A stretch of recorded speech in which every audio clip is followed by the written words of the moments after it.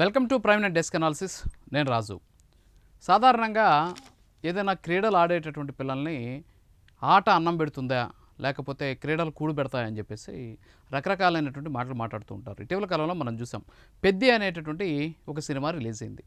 తన ఊరి కోసం పెద్ది సినిమాలో హీరోగా ఉన్నటువంటి రామ్ చరణ్ ఏం చేశాడు అనేది ఆ సినిమా వృత్తాంతం. అందులో చాలా స్పష్టంగా చెప్పడం జరిగింది. తన గ్రామానికి రవాణా వ్యవస్థ కోసం తను ఏకంగా 3 గేములు ఆడతాడు.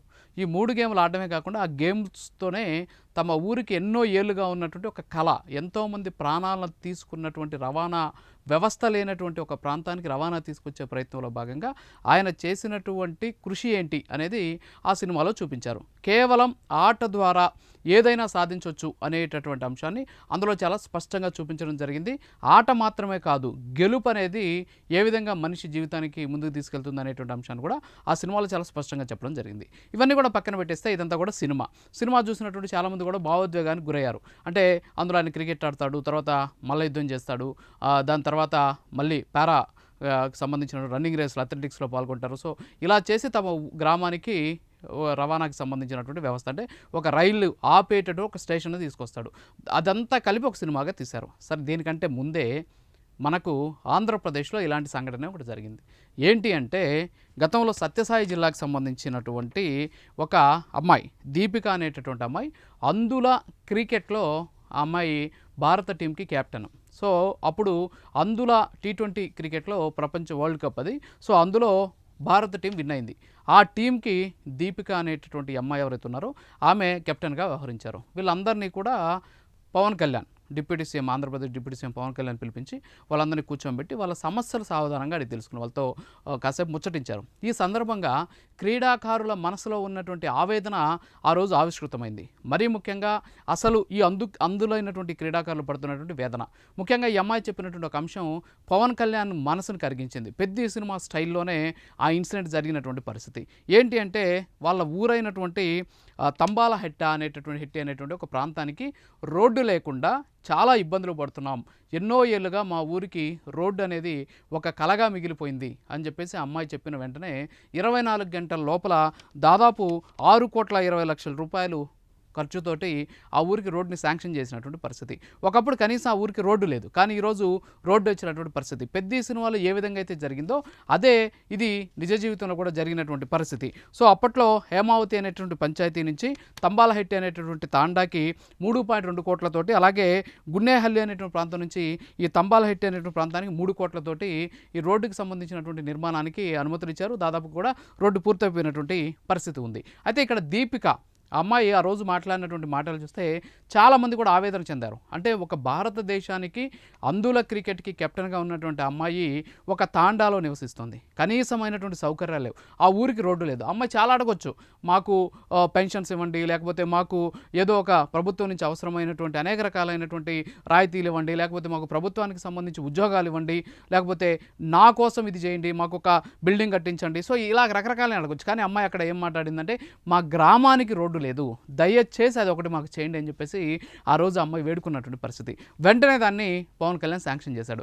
ఒకసారి అమ్మాయి మాటల్లోనే మనం విందాం. అసలు ఆ రోజు ఈ శాంక్షన్ అయిన తర్వాత అమ్మాయి ఒక వీడియో ఇచ్చారు. ఆ వీడియో ఇచ్చినటువంటి సందర్భంలో అమ్మాయి ఏమంటారో ఒకసారి విందాం. నేను blind cricket women's team captain.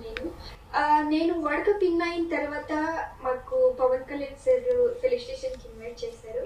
దాని తర్వాత సార్కి అడిగారు, అందరు ప్లేయర్స్తో మాట్లాడుకొని వచ్చారు, ఏమేమి ప్రాబ్లమ్స్ ఉంది, ఎలా జరుగుతుంది, అంటే మీ స్టేట్ నుంచి ఎలా రెస్పాన్స్ అవుతున్నారు గవర్నమెంట్ వాళ్ళు, అలా మాట్లాడుకొని వచ్చారు సారు. మళ్ళీ నాతో కూడా అంటే దీపిక నీకు ఏం కావాలి అని నాకు అడిగారు సారు. సార్ నాకేం వద్దు, మా ఊరికి రోడ్ కావాలి సార్, చాలా ఇబ్బంది పడుతున్నాం మేము, మా ఊరికి రోడ్ కావాలి అన్నాను. అంటే అమ్మాయి గెలిచిన తర్వాత ప్రభుత్వ ప్రతినిధిగా పవన్ కళ్యాణ్ అడిగితే ఏం కావాలమ్మా నీకు అని అడిగితే, నాకేమొద్దు సార్, మా ఊరికి ఒక రోడ్డు ఇవ్వండి. అంటే ఎంత అంటే కేవలం తన క్రీడ ద్వారా వాళ్ళ ఊరికి రోడ్డు తెప్పించుకున్నటువంటి పరిస్థితి. సో చాలామంది అంటుంటారు, ఏదైనా ఆటలాడుతూ ఉంటే పిల్లలు అవసరం లేదు, అదేం అన్నం పెట్టదా, మీరు చదువుకోండి, అది ఇదని. చదువుకున్నటువంటి ఎంతమంది ఇలాంటి సాధించారు. సో పెద్ద సినిమా ఒక ఎగ్జాంపుల్ అయితే, నిజ జీవితంలో జరిగినటువంటి ఈ సంఘటన ఖచ్చితంగా ప్రతి ఒక్కరు కూడా కనువిప్పు కావాల్సినటువంటి పరిస్థితి. సో అమ్మాయి అడిగినటువంటి వెంటనే ఏం జరిగిందో ఒకసారి మళ్ళీ అమ్మాయి మాటలో విందాం. 24 టైం లోపలనే మాకు ఏంటి రోడ్ శాంక్షన్ చేశారు.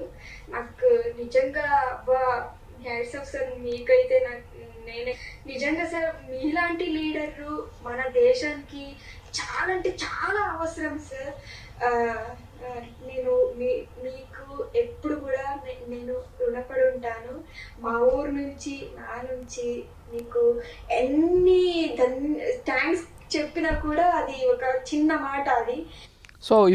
సో ఎన్నో ఏళ్ళుగా ఆ ఊరికి సంబంధించినటువంటి ఆ తాండావాసులు ఎన్నో ఏళ్ళుగా ప్రభుత్వం దగ్గరికి వెళ్ళారు, ప్రభుత్వానికి సంబంధించి విన్నవించుకున్నారు. మా తాండాకి రోడ్డు లేదు, చాలా ఇబ్బందులు పడుతున్నాం అని చెప్పేసి వాళ్ళు వేడుకున్నటువంటి పరిస్థితి.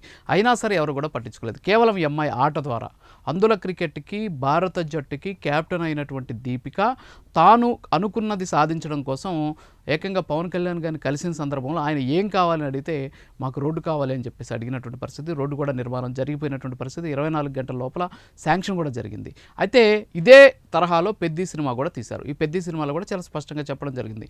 ఆ గ్రామానికి సంబంధించి రవాణా లేకపోవడంతో అక్కడ ఉన్నటువంటి ఆ ప్రాంత వాసులంతా కూడా ఎంత ఇబ్బందులు పడుతున్నారు అనేటటువంటి వృత్తాంతంతోనే ఆ సినిమా తీసినటువంటి పరిస్థితి. సో ఇది ఎప్పుడో పవన్ కళ్యాణ్ ఆల్రెడీ స్మెల్ చేసినటువంటి సిచ్యువేషన్. కేవలం క్రీడాకారులు అయినంత మాత్రం కాదు, ఆ క్రీడాకారులకు సంబంధించినటువంటి సమస్యలు ఏంటి అనేది తెలుసుకోవడం కూడా ప్రభుత్వం బాధ్యత. ఈరోజు ఎంతోమంది క్రీడాకారులు మట్టిలో మాణిక్యాలు ఈరోజు దేశం తరపున ప్రాతినిధ్యం వహిస్తున్నారు, దేశానికి మెడల్స్ తీసుకొస్తున్నారు. కేవలం వాళ్ళకి పౌష్టికాహారం ఉంటుందా, లేకపోతే వాళ్ళు సరైనటువంటి జీవనం సాగిస్తున్నారా, వాళ్ళకి అవసరమైనటువంటి సౌకర్యాలు ఉన్నాయా అనేటటువంటి వాటితో పాటు వాళ్ళు అసలు వచ్చినటువంటి నేపథ్యం ఏంటి, వాళ్ళని క్రీడాకారులుగా ఎందుకు వాళ్ళు అలా తయారయ్యారు, ఎంతో ఇబ్బందులు పడుతూ క్రీడను ఎందుకు నమ్ముకొని ఈ స్థాయికి వచ్చారు అనేది ఖచ్చితంగా తెలుసుకోవాల్సినటువంటి బాధ్యత ప్రభుత్వానికి సంబంధించినటువంటి ప్రతినిధుల దగ్గర ఉంటుంది.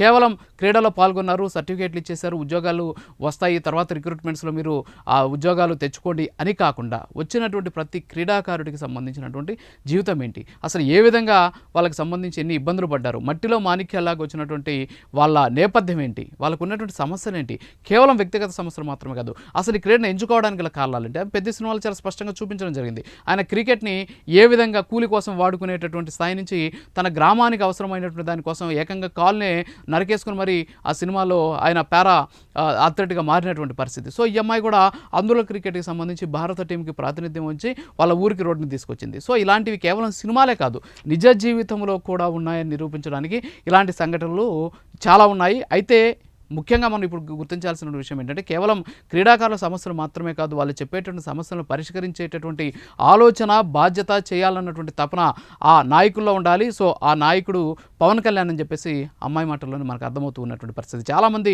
తల్లిదండ్రులు పిల్లలు ఆడుకుంటామంటే ఆటలు వద్దు, ఆటలేం అన్నం పెట్టవు అని చెప్పేసి చెప్పినటువంటి సందర్భాలు ఉన్నాయి. సో వాటి నుంచి చాలామంది ఈ సినిమాలు చూసి కావచ్చు, అలాగే ఈ నిజ సంఘటనల ఆధారంగా కానీ ముందుకు వెళ్తే చాలామంది ఇలాంటి అంటే క్రీడల పట్ల మక్కువ ఉన్నటువంటి చాలామంది కూడా అభివృద్ధి చెందేటువంటి అవకాశం ఉన్నాయి. కనీస సౌకర్యాలు లేని ప్రాంతం నుంచి వచ్చింది దీపిక, రోడ్డు కూడా లేనటువంటి ప్రాంతం నుంచి వచ్చినటువంటి దీపిక ఈరోజు భారతదేశ అందుల మహిళా క్రికెట్ టీంకి కెప్టెన్గా ఎదిగినటువంటి పరిస్థితి. సో ఖచ్చితంగా ప్రతి ఒక్కరూ కూడా అవకాశం ఉన్నంత వరకు దాదాపు ఈరోజు మనకు 130 కోట్ల పైచులకు మనం ఉన్నటువంటి భారతదేశంలో మనకు ఒలింపిక్స్లో వస్తున్నటువంటి మెడల్స్ అని ఇవన్నీ కూడా ప్రతి ఒక్కరు కూడా ఆలోచించాల్సినటువంటి పరిస్థితి. అంతేకాకుండా కేవలం క్రీడ అనేది మన వ్యక్తిగత జీవితానికి సంబంధించిందే కాదు, మన సమాజానికి ఏ విధంగా ఉపయోగపడుతుంది, మన నేపథ్యం ఉన్నటువంటి ప్రాంతానికి ఏ విధంగా ఉపయోగపడుతుంది అనేది ఈ నిజ జీవితం ద్వారా పెద్ది సినిమా ద్వారా నిరూపితమైందని తెలియజేసుకుంటూ ఇది వాటి డెస్క్ అనాలిసిస్ మరో మళ్ళీ కలుద్దాం. నమస్కారం.